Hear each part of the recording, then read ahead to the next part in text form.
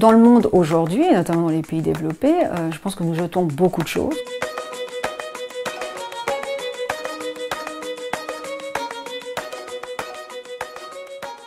Il est vraiment temps de changer de mode de consommation, de penser à une économie plus circulaire, où les choses ont une seconde vie, où on les réutilise au maximum et où on les recycle à la fin.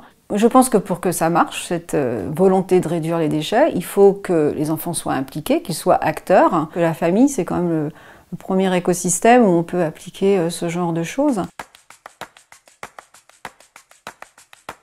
Le premier des 5 R, c'est refuser, c'est-à-dire vraiment réfléchir avant de consommer, réduire, consommer moins, réutiliser, reconditionner, des choses qui peuvent avoir une seconde vie, et puis recycler en fin de cycle, sachant qu'il y aura toujours un déchet ultime, mais le minimiser. Déjà, c'est s'interroger sur sa consommation. C'est ne plus acheter, ne plus consommer de façon automatique, mais de réfléchir, est-ce que j'ai besoin de ce nouvel objet, de ces nouvelles vacances, cette façon de faire, est-ce que je peux faire autrement? Les enfants sont sensibles à ce thème, en entendent beaucoup parler, soit à l'école, soit avec leurs amis.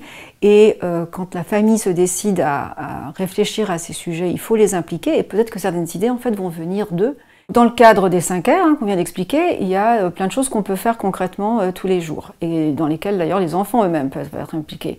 Par exemple, pour nos vêtements, on a plein d'alternatives. On a des dépôts-ventes depuis toujours, on a des échanges entre amis qui peuvent se faire aussi. Il y a un autre phénomène qui prend de l'ampleur en ce moment et qui est les repair cafés. Mais ce sont des lieux où on peut amener ces objets, comme par exemple du petit électroménager ou son vélo ou d'autres objets.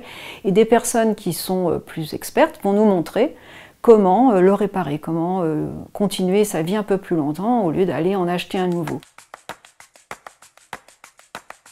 Si votre famille a décidé de changer la manière dont elle consomme, notamment dans la cuisine, il y a des choses très sympas et ludiques à faire avec les enfants.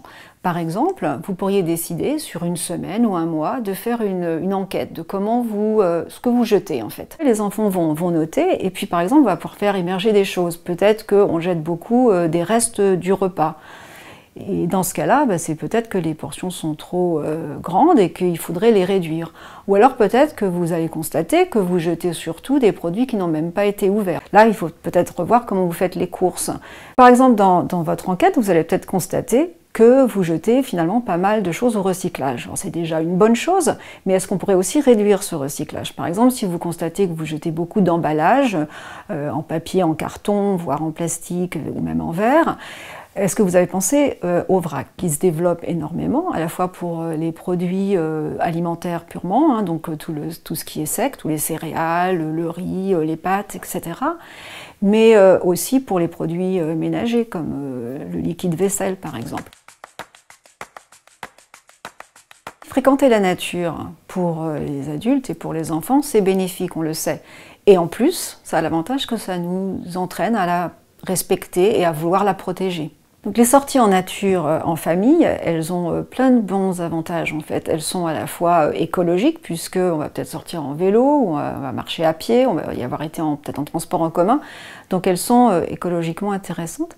On a maintenant des tonnes d'études qui nous montrent que pour le développement des enfants notamment, jouer dans la nature, jouer de façon libre d'ailleurs, sans supervision dans la nature, c'est très important pour le développement, pour la créativité, pour la concentration, pour la confiance en soi. Et pour les adultes aussi, il y a beaucoup de bienfaits qui ont été démontrés. Ce qu'on peut faire en famille, par exemple, c'est décider qu'une fois par mois, par exemple, on fait une sortie en famille, on va dans la nature, on va en forêt par exemple. Donc c'est des moments qui ont des avantages multiples en fait pour la famille. Chaque pas compte, en fait. Chaque petit geste qu'on va mettre en place dans la famille, ça compte, et puis peut-être qu'on ira plus loin selon ses envies. En tous les cas, l'idée, c'est pas de créer de l'angoisse, de la culpabilité chez les enfants ou chez les parents, mais de se dire qu'on peut tous faire quelque chose.